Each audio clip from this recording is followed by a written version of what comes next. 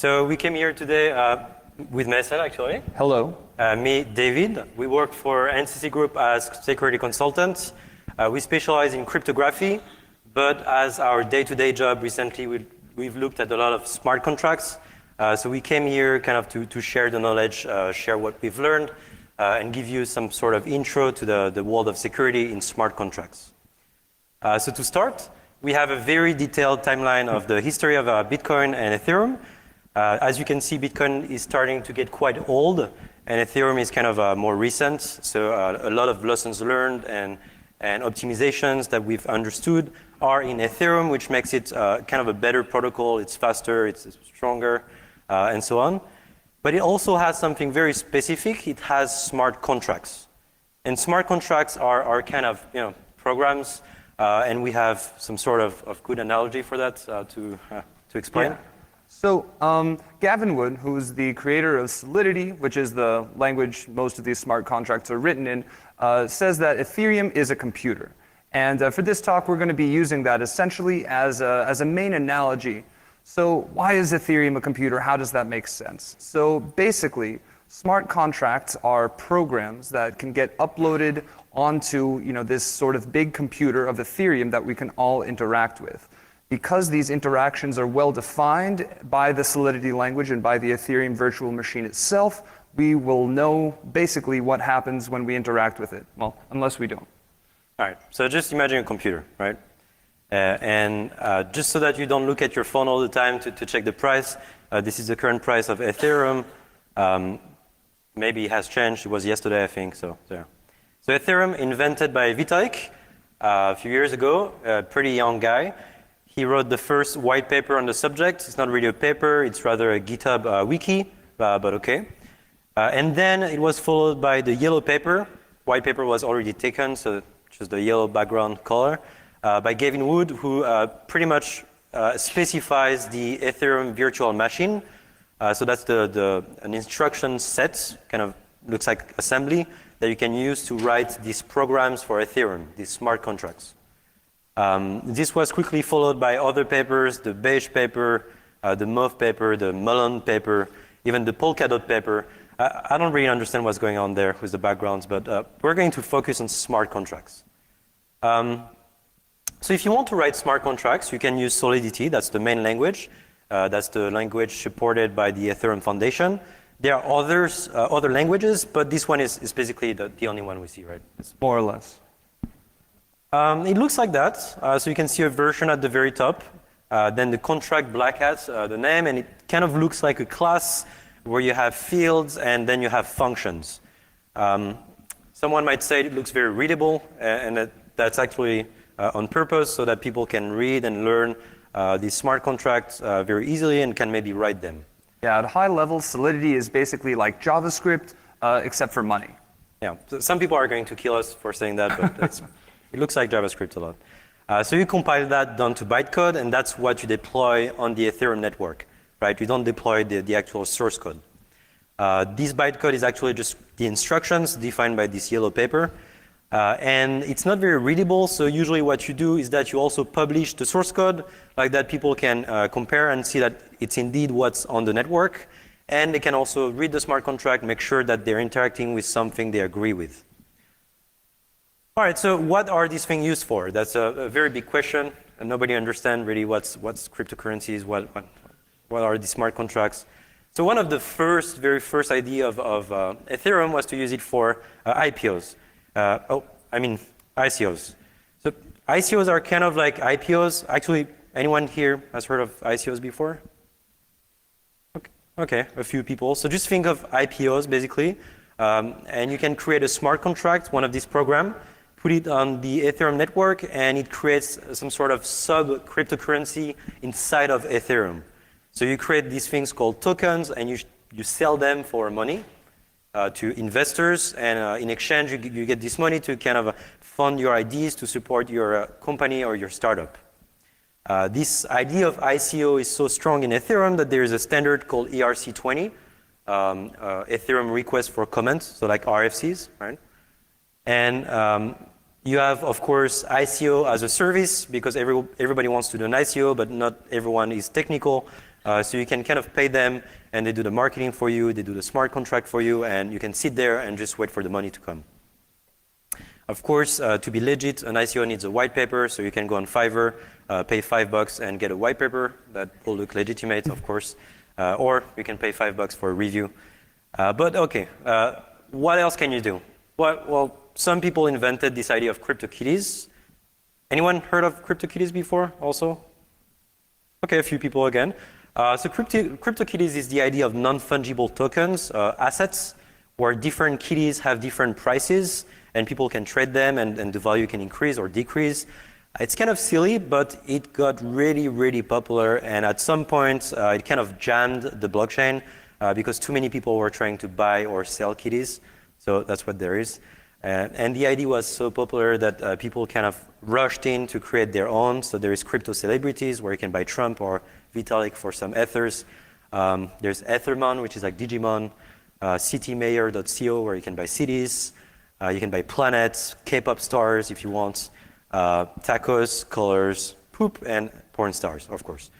Let's get more serious and let's look at the very first use of Ethereum that was really, really huge and legitimate. So the DAO is what I'm talking about. The DAO was some sort of decentralized Kickstarter, decentralized crowdfunding.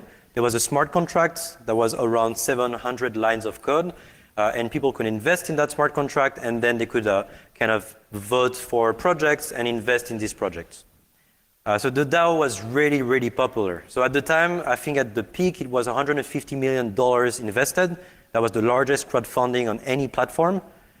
To give you an idea, that was 15% of all ethers around that, so that's quite a lot. Unfortunately, not so long after that, somebody found a vulnerability in the contract and started draining the contracts, getting something like $50 million, and then stopped. So that was quite bad. That's, if you will, the largest bug bounty ever for 700 lines of code, a pretty big reward. And yeah, so Ethereum gave them kind of 15% of all ethers, right? This pile of money, and the DAO just put it on the fire. So that's quite bad, and we're going to see exactly what was wrong with that. So we have this very simplified example of a contract that shares the same vulnerability with the DAO, all right? It has a mapping. This is a hash map. This is a dictionary that maps addresses on the Ethereum network to values. And we have this donate function. You can see it's public. It's payable. That means everybody can call it on the network. You can call it from your computer. And you can send it money because it's payable.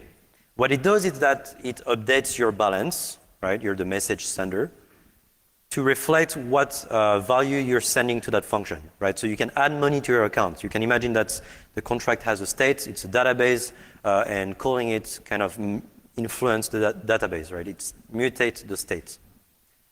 Everybody donates money, and at the end there is a big pile of money in the contract. Everything's put together, and you know what money is whose money by checking this mapping. Of course, we have a withdraw function with an amount as arguments, and you can use that to let people withdraw their ethers that they've donated before. So the first thing it does is that it requires your balance to be greater than the amount you're trying to withdraw. That makes sense, right? The second thing it does is that it calls your address, your message sender in that line. It calls your address and it sends you the money that you're willing to withdraw. And after that, at the very last, it updates your balance, right? It subtracts the amount you're withdrawing from this state, the contract state. All right, so the problem here is when we're calling your address to give you back your money. This is the problem here. So let's see a diagram.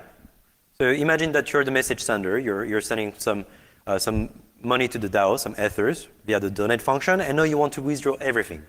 So you're like, hey DAO, okay, can I withdraw something, right? Sure. And the DAO is like, yeah, I'm checking that you have the balance, and now I'm sending you back the money, right? At this point, the DAO kind of calls your address, right? But it's all part of the same transaction. Now, addresses on Ethereum are either contract addresses or non-contract addresses. So either yourself, like the person addresses, or a smart contract, right? And here imagine that the person who's actually donated to the contract, the DAO, and is not withdrawing is not a person, it's a contract. It's possible, it's possible. What you would have to do is you would have to call this contract first to start the transaction, and the contract would then call the DAO, and the DAO would send back the money to the contract. That's all part of one transaction, again. At this point, really, when the DAO is calling your contract, your address, your contract, there is maybe a fallback function in there, and if there is, pretty much there is code execution. So they're calling a function on your contract. This is kind of a weird idea of calling other contracts, which can call other contracts, and you have to be aware that this kind of thing can happen, right? A contract can call another contract, they can call another contract, and so on. And this, security-wise, is very kind of messy, and it can quickly get out of hand. So you have to be careful about what you're doing. So what can we do at this point? They're calling our contract, and you can see that as some sort of nested call in the execution of the first smart contract. And what can our malicious smart contract do? Well, it can just call back into the DAO. So remember, we're here in the execution of the DAO, which is calling our contract, right? So we are in some sort of nested call. We haven't reached that line yet that updates our balance because we haven't returned from that call up there. And now the call is calling that withdraw function again. And the require here is going to work, right? Because we still have the money on the account. We haven't reached that last line yet. We haven't returned from that previous call. So this line is fine, and we can pass the check, and withdraw again. And again, this will go into a nested call again, which can go back in the contract, back and forth, and we can withdraw and withdraw and withdraw. Even though we don't have money in the DAO anymore, the DAO hasn't updated the thing yet. And at the end, when we stop, the DAO will update that as it returns from all those nested calls. So this problem is called reentrancy, and it boils from the fact that whenever you call an address, maybe because you're sending money to that address, if it's a smart contract, then it might lead to code execution. Whenever you're doing that, whenever you're calling a contract in the middle of some execution, you don't know what's happening there, especially when it's an untrusted address, right, or an untrusted contract. So it could call back into your function, or it could call back into another function of your contract, and that could change the state of your contract. So you don't know what's happening from there. So that's basically it. And now we can, I guess, go to the next story. Yeah. So the next big vulnerability that you might have heard of is coming from the Parity multi-signature wallet. As a matter of fact, this is not just one vulnerability, but is in fact a pair involving the same piece of technology. So before we can talk about that, we'll have to talk about what is Parity. This is a big, meta blockchain company that was founded by Gavin Wood, who you might remember from a few slides ago. Their big thing or one of the many things that they put out was this multi-signature wallet.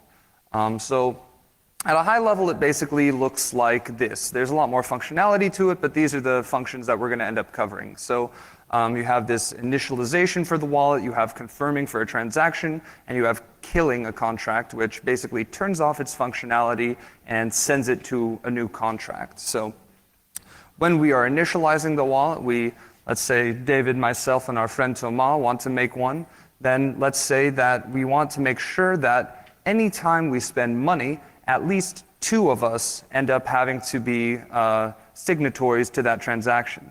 This is something that a lot of people see as a best practice, us included, because it makes it so that one rogue actor or one stolen private key doesn't end up leading to a full leakage of all of your money. Right. If you look at all these funds, all these ICOs, all these banks that hold a lot of money, they will always use these multi-sig wallets instead of normal wallets or addresses, because like that they can share the responsibility, right? It's not just one private key, as you said. Yeah, absolutely. And so it turns out that the Parity multi-signature wallet was a little bit more complicated than that. So, like we said, since Ethereum's a big computer, at the final end, someone has to run some code, right? Well, so that turns out to be the miners, and it is in fact they who run the code of whoever makes these smart contracts.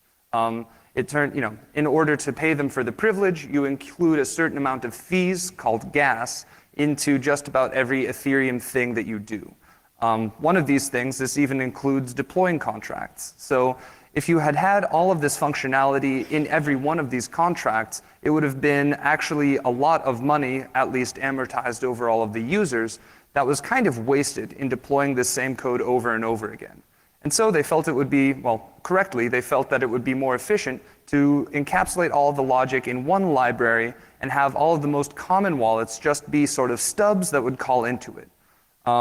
So now we have all of these little stub wallets that end up actually just bouncing all of the calls, if you will, to one central library contract, rather than everything having to have all of the functionality inside of it.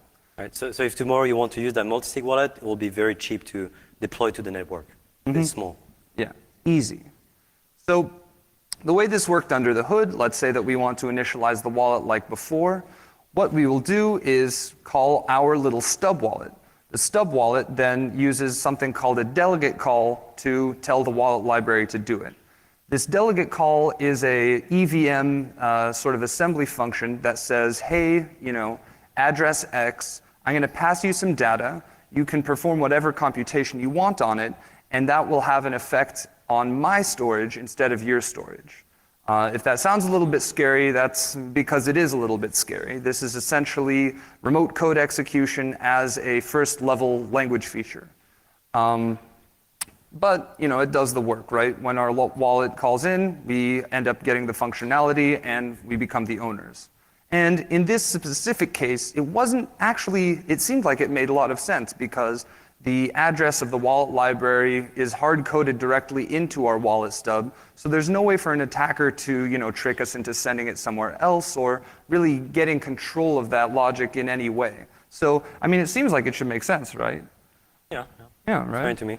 Unfortunately, it didn't end up working out that well.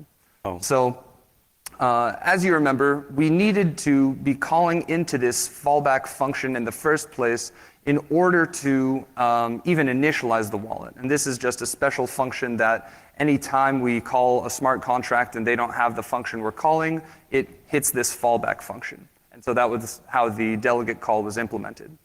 So when we are calling that, the fallback function can't have any checks about who's calling it, even after it's been initialized.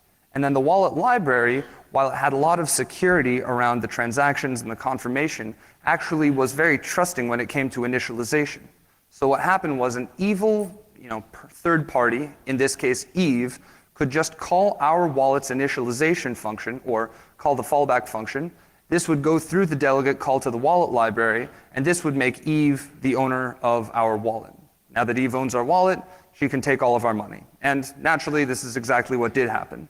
About $30 million worth of Ether ended up being stolen as a result of this vulnerability. And it would have been quite a bit more, except for the fact that this was first unveiled at a security conference, not unlike this one. And there was a group of white hat hackers that actually saw the attack in progress, coded up their own exploit, and preemptively stole all of the vulnerable money to make sure that the hacker couldn't steal it, and have actually been giving back the money that they were protecting ever since. So after this big vulnerability, what do you think people did with the Ethereum wallet? I don't know. It sounds fine now, right? Yeah, so they can so- keep using that thing, right? Exactly. That's what people ended up doing. They kept using it. This isn't as crazy as it maybe sounds. The Parity team was very well respected, and this was so early that people kind of could understand that there would be vulnerabilities. So there's actually a second piece of this that ends up going down just a little bit later. So by now, the interaction between the stub wallet and the wallet library was pretty well vetted. They had added some protections that made sure you couldn't reinitialize things. They had added some things to the visibility, which is just the way that Ethereum protects pieces of the contract from callers, random callers. And people were feeling fairly confident about that interaction, and they were right to be. What people had failed to look at, however, was the wallet library itself. This initialization function was still fairly trusting as long as it hadn't been initialized before. And it turned out that no one had ever initialized the wallet library itself. And so there was a user named DevOps199, or at least called DevOps199, who ended up one day initializing the wallet. They claimed that it was as a result of research into the original thing that they mistakenly pointed at the wallet library. So this seems terrifying, right? They now own this one contract that everyone uses to control all of their money. However, there's no real way for DevOps199 to actually access the funds in the stub wallets. Because the stub wallets have their own storage that is protected unless they use a delegate call, and because the wallet library's functionality is still the same, there's not actually a problem with that. What did end up being a problem was one of the other functions. Oh, all right. This kill function. As you'll recall, as a side effect of being killed, the contract's functionality essentially turns off. Now, the wallet library's functionality was the functionality of the whole wallet. All the rest of them were just stubs. So when DevOps199 killed the library, he effectively killed all of the other wallets as well. This ended up locking up $280 million worth of Ethereum irrevocably.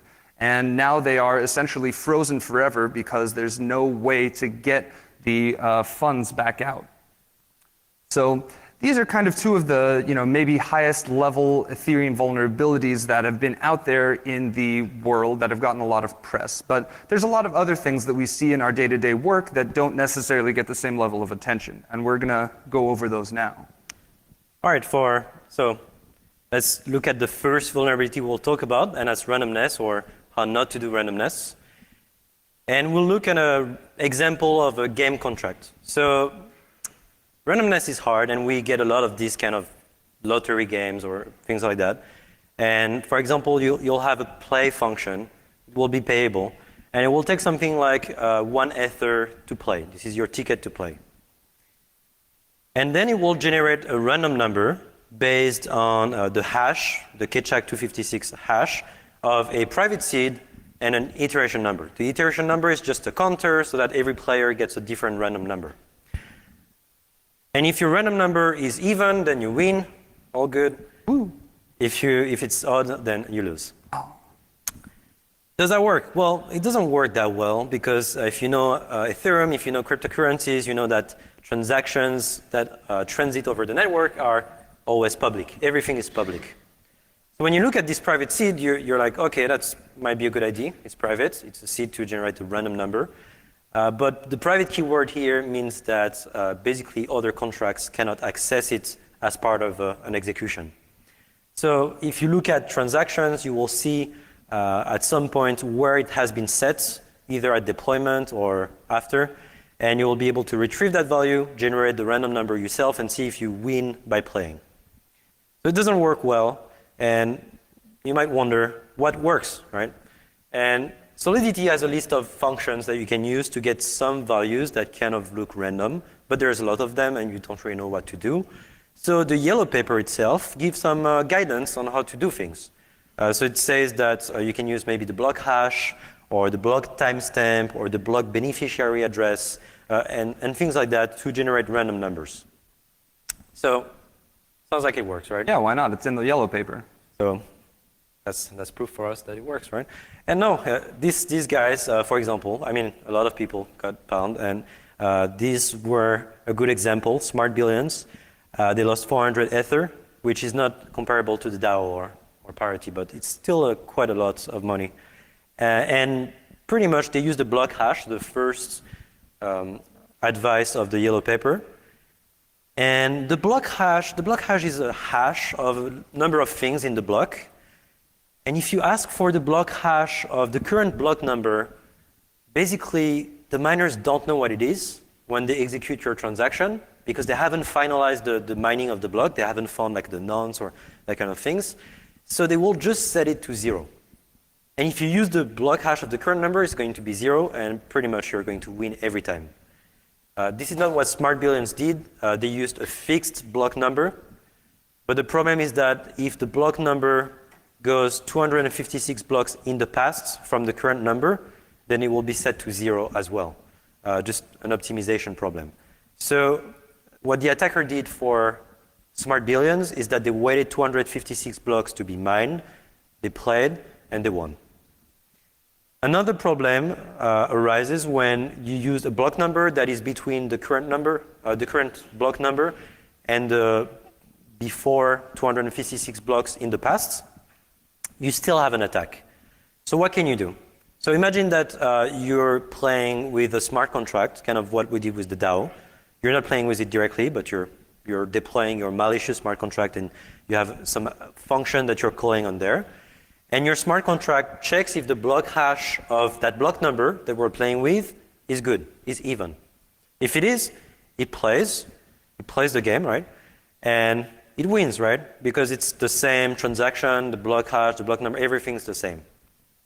So that's an interesting way to exploit things on the network. You might think that using the block timestamp, which is the second advice of the yellow paper, might help you.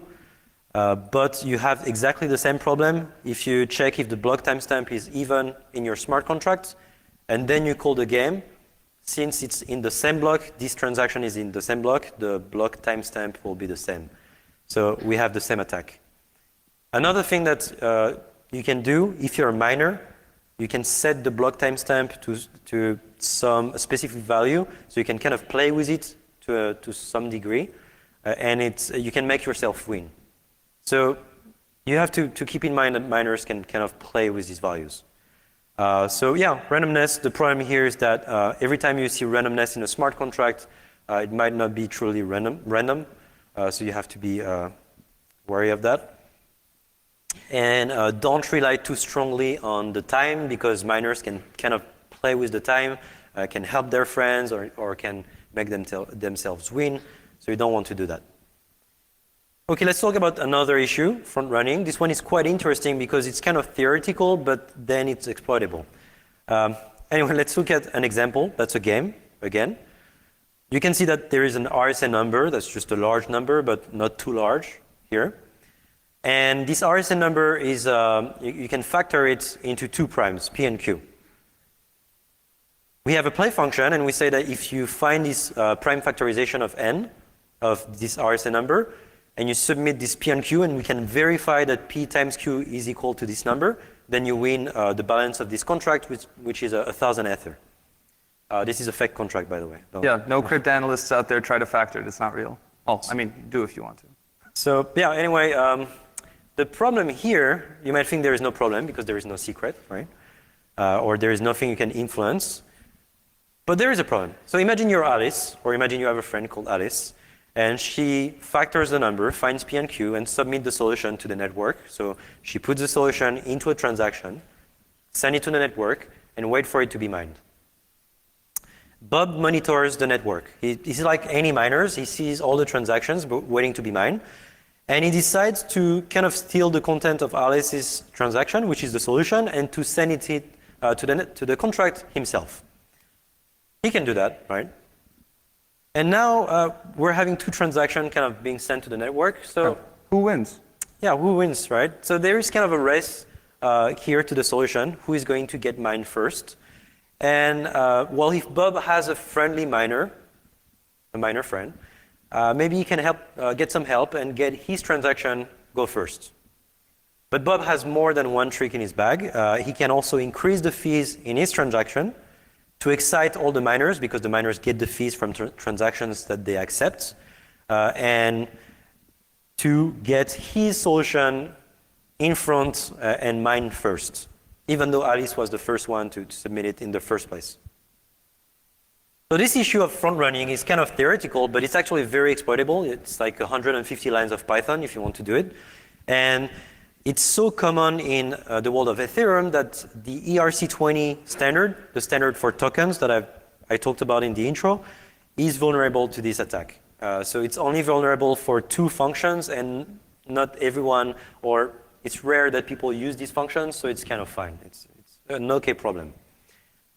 So front running is an issue whenever you can have some logic flow in your smart contract, because people can reorder transactions. And people can always reorder transactions via this this fee thing. Also, whenever your transaction contains some secrets, you have to be aware that people can read these secrets just by monitoring the blockchain. So that's bad by itself also. All right, so that's all there is for the front running, and I guess want to talk about the next one. So we've been talking about all this randomness stuff. We've been talking about kind of some mathy things. So we're going to keep on with that theme here. So arithmetic errors are something that happens everywhere. This is integer overflows and underflows. This is something that Solidity does not have a monopoly on, certainly, but is something that happens, I think, a little bit more frequently in Solidity than in most other languages. So for those of you who aren't familiar with it, basically this is a bit of a Solidity introduction to it. The smallest integer type in Solidity is a uint8, which is an unsigned integer with 8 bits of information in it. And this is one that's full. They can take values from 0 to 255. This is 255. So what happens when you add 1 to it? 256. That's 256, right? Unfortunately, no. It becomes 0. Because the uint8 only has 8 bits of space, the 9th bit that would have been used for the carry bit has to fall off, and we wrap all the way around to 0.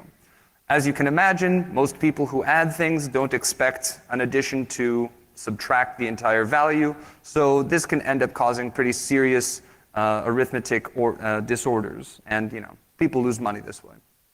So this is just an example of bad and good additions in Solidity. This one addition here, it makes sense. You just plus equals, but like we said, this ends up being potentially exploitable. The way that you want to be doing additions is you want to make sure that there is, that the assumption of addition, that each new addition is bigger than the last one, is preserved. These assumptions have actually been codified, or at least the most common ones, by OpenZeppelin into a library called SafeMath, which checks all of the most common, all of the arithmetic functions. So you can multiply, add, divide, and subtract perfectly safely. So while this does cover just about all of the most common ones, there are actually a lot more potential places for things to overflow. This is a good summary I found in GitHub comments of people saying that Solidity should fix this in the language itself. And for those of you following along, this is 23 different potential ways for overflows or underflows to happen. So this can happen actually a lot more easily than it might seem, even if you are taking precautions. So basically, anytime you see an unchecked arithmetic operation, this is something to inspect pretty closely. Especially if you're able to increase or decrease by large amounts. Even though uint8 makes for a great example, there aren't a lot of them out there in the wide world of Solidity. Most people use much larger values that are big enough where even just the fees to increment them into overflowing would be prohibitively expensive. So if you're finding something that's a multiplication or an exponentiation, you're a lot more likely to be able to exploit it. And also, just like anything else in Solidity, anytime you're able to access from a lower level of privilege, if you don't have to be an owner, if you don't have to be even a participant, that's something that you need to look at extra closely.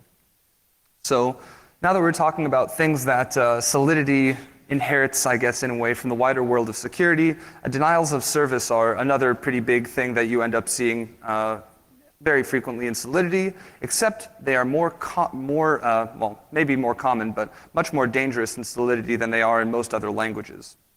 So, as an example, before we get into the way that this works, we're going to talk about the block gas limit.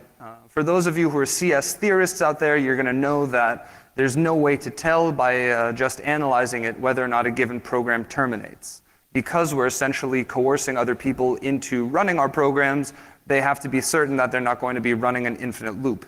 To solve this problem, Solidity, or rather Ethereum, enforces a gas limit, which is essentially a limit on the amount of computation that you can perform on any given block. So ordinarily, this works fine. Let's say you have the contract where there's all sorts of users, they're playing a game, and then at the end of the contest, everyone gets paid out whatever their fees are. This doesn't end up messing with the block gas limit. There aren't too many people who play, and everything goes nicely. However, if you just have a bunch of these contributions, if you notice here, we have the for user and users, payback basically, that even just iterating through the full list of users can end up destroying the the performance of this function. It can be so large if there's enough users that it becomes actually an invalid transaction because it's larger than the block gas limit. So this isn't the only way to do a denial of service. There's also, if it's a much smaller number of people here, you can have, let's say David and I are participating in an auction with some other person. If they happen to be a malicious smart contract rather than a person, when you're working in Ethereum, a transaction and a sending of money is essentially a function call with no name. Because it doesn't have a name, it directly hits the fallback function. And so, if they simply revert on any fallback, this essentially stops and turns back the entire transaction. And that means that any time you have to transact with the whole group of people, and even one of these is in there, it will be impossible to ever complete the function unless you're able to remove that person. And so in both of these cases, your funds will be permanently locked, which is why it ends up being much scarier to have a denial of service in Solidity. Something that you'll see a bunch here that happens also in a lot of our other vulnerabilities is that something involving an external smart contract when you expect a person ends up being a big problem. And so one way that people try to solve this a bunch is using this external code size call code, which basically tells you how much code is at a given address. The idea being that externally owned contracts owned by people don't have any code in them, and smart contracts do. Unfortunately, this doesn't actually end up telling you for certain whether or not you're interacting with the contract. Like we said, there's even in construction a little bit of computation being done. And so, if you want to, you can put a transaction in your constructor. If the contract calls out during its construction to one of these games, they will appear as though they have 0 code size because they haven't yet been fully constructed and confirmed onto the transaction. And so they will slip under one of these checks. So this doesn't actually end up working out. So there's another one that we've seen that David will tell you a little bit more about. Yeah, so kind of last example in denial of services attack. That's actually something we found on a client and that I've never seen anybody talk about before, so that's kind of new, I guess. So remember the idea that a smart contract stores, has a balance, right? Every address on the Ethereum network has a balance in Ether. And a smart contract kind of stores all the money from different donations or different services that it might have. And in the end, you have to track what is what. What is somebody's account or something like that. So let's take this example. It's an eBay-like contract, a bid thing. And we have 3 functions, super simple functions. We have a bid function where you can bid on an object. We have a cancel bid. You can cancel your bid, right? And we have an accept bid where the owner of the object can cancel. Makes sense, right? Can accept, sorry. Anyway, look at the bid function. It's payable. So that means that you have to actually pay when you call it. So imagine you want to buy, I want to buy a Tamagotchi or something like that to someone, to you. Yeah. Thank you. You have a Tamagotchi, right? Yeah, why not? And so you want to buy it for 1 Ether. So you have to call that function. You have to put 1 Ether into it. And it will stay into the contract in escrow until it's either canceled, so I get back my money, or it's accepted by Mason and you get the money, I get the Tamagotchi. So while there is a bunch of these bids, you will see that the contract balance increases in size and everybody's money is put into this pile of escrow money, right? Another thing that pretty much all contracts have is a withdraw function for the admins. So the admins sometimes make money or often make money through their contracts. For example, via subscription or like a sign-up fee, or maybe in our example, every time you make a bid, there is a fee that goes to the admins, right? It's also part of the contract with the escrow money, so you have to kind of figure out what is what in the big pile of money of the contract. But this function allows the admins to get their money back. So you see there is the address of the owner or the admin hard-coded into the function, and it transfers the money to the owner with whatever amount that you specified. So there are 2 problems here. The first problem is that if I was the admin, I could withdraw the whole balance of the contract, and I would withdraw the escrowed money as well. So first, I would block all the current biddings, or worse, the current biddings would work, but no money would be given back or given to the owners of the objects. And that's an issue by itself. Second, something that you don't want to do is having to trust the admins of the contract, right? The source code of the contract is supposed to be published. You're supposed to only trust this third-party Ethereum, trusted third party, right? So you don't want to trust the admin not to withdraw the escrow money. The second bad thing with this thing here is that it's completely public. So the admins thought that they could make the function public, like that anybody can call it, and it will save the admins some gas fees, some transaction fees, and it will go in the owner's pocket anyway, right? There's nothing the attacker can do. But they were wrong in our case, and we saw that pretty much if the attacker withdraws the whole amount, it goes into the owner's pockets, but it blocks all the transactions, all the bids, right? All the escrow money is removed from the contract. So if the admins wants to unlock the logic of the contract, they have to put the money back inside the contract. Unfortunately, the attacker can withdraw it again, right? And this is kind of the cat and mouse game, and it kind of looks like a real denial of service or on a real server or something like that, right? So that's quite an interesting one, and as I said, we've never seen that, so I'm guessing we'll see more and more things like that in security in Ethereum. Yeah. And so if you want to avoid this kind of stuff, what do you want to look for? Or if you want to find this kind of stuff, what do you look for? So essentially, anytime you have a loop that depends on a storage value here, and by this we mean that a value that's inside of the contract, anything that an attacker or an external person can modify, this can potentially be run up and turn into one of these denials of service. If you have a function that depends on transactions to external contracts, this is something that you have to be very wary of, as someone can just revert it and end your whole fun transaction. And finally, anytime you have a publicly accessible function that changes up the contract balance. These are all the things that you need to be looking out for if you want to mess with people or if you want to avoid being messed with. So at a high level, what are the things that you want to be taking away from this if you're looking to audit a smart contract? So one thing that you have to know ahead of time is these sort of Ethereum gotchas. As we've seen, there's a lot of the stuff in Solidity that doesn't quite function the way that would most make sense. Things end up being a little bit more complicated under the hood than they might initially appear. Yeah, it's not the typical web app or normal pen test. It's quite different just because of the blockchain and all of these new concepts. Mm-hmm. In addition to that, you want to understand the contract. And this is not just a line-by-line code understanding, but also a holistic understanding of the purpose of the functions that are working. They're pretty small usually, so there's really no excuse not to understand the whole program and hold it in your head at once. Yeah, as security consultants, we often have like something like 1 week to look at 15K lines of code. That's completely different, right? They're often under 1,000 lines of code, or it's quite small. Yeah. And finally, just as an easy set of wins, before you really dig into the logic, you have all of these sort of easy to find things that can end up ending the day of the contract that you can just sort of scan through before you really dig in.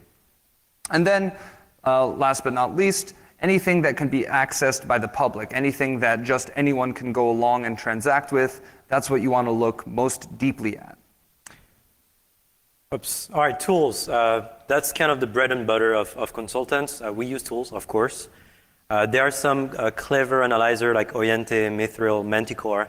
They're doing great works actually in that domain. But what we've found is that we often don't really find anything using these tools unless it's obvious or there's a big issue. So we always run them. It's best practice, right? Or as developers, people should run them. But don't expect too much most of the time, unless you're lucky. Remix, on the other hand, ninters can be very, very powerful. Remix specifically is a browser IDE. So you can run it locally on your machine, or you can go on remix.ethereum.org, I think. So the Ethereum Foundation is hosting one. And it's quite a useful IDE. You can run a local blockchain. You can test things very quickly. You can deploy things. It has a debugger, so you can go through a transaction step by step, go back in time. Very, very, very useful. It has also a static analyzer, which is actually quite clever. We also always find like quick stuff or quick wins in the beginning of the engagement via this analyzer. So Remix is really the most powerful tool that we currently have. There is Truffle, but it's okay. It's the main environment for developers.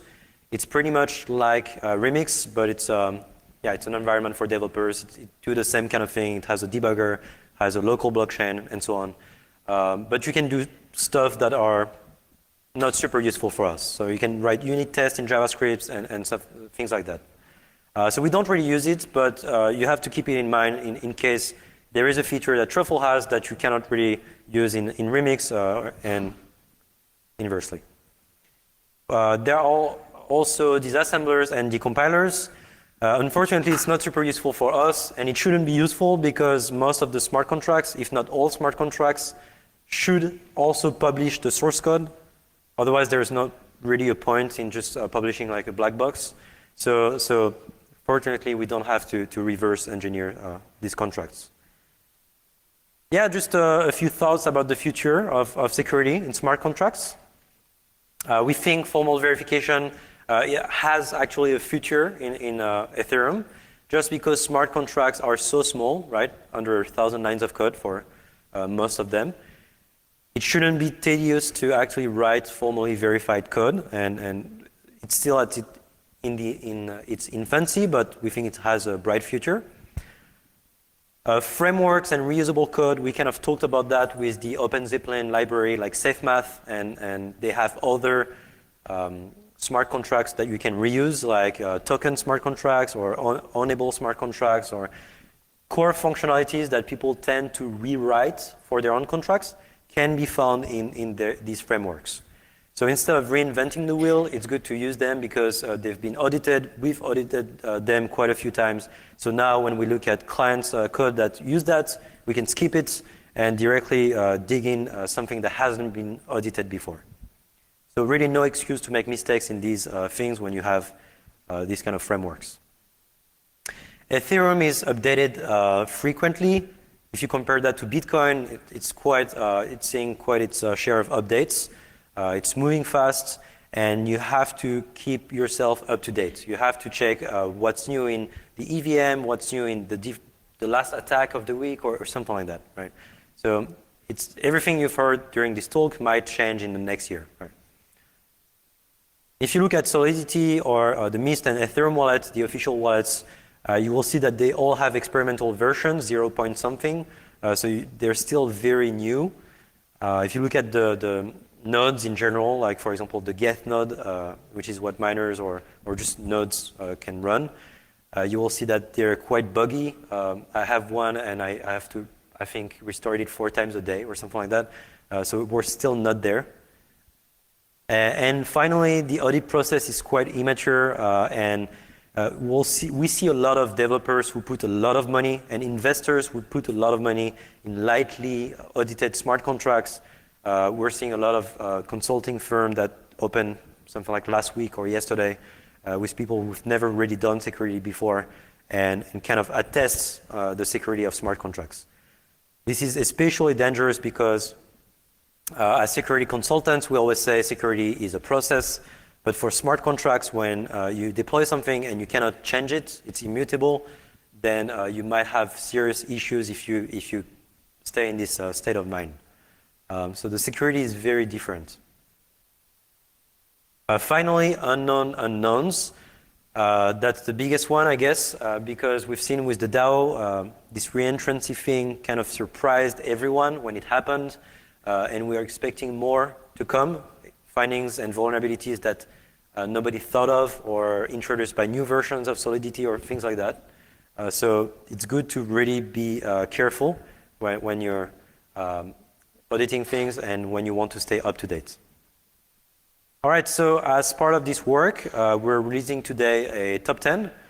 You'll see the address in the last slide, actually. It's dasp.co. It's a top 10 of all the vulnerabilities that we've seen on engagements or that we've read about on the web or etc. And so that will be available right now.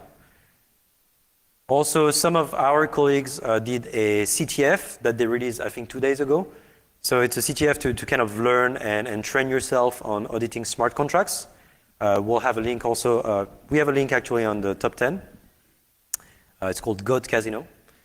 And yeah, so if you want to check the top 10, go on dasp.co. If you want to check the CTF, we have a link in there in the menu. And follow us on Twitter. I'm Crypto David W, and he's May3MM. Mayhem. And yeah, we work at NCC Group. We do a lot of crypto and cryptography stuff. So you know where we are, and we'll be here if you have any questions. Thank you.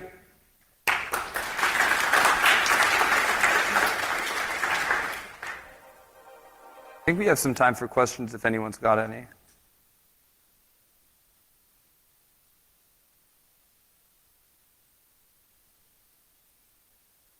But it looks like we're good. All right. So we'll be around if you want to buy us a beer or.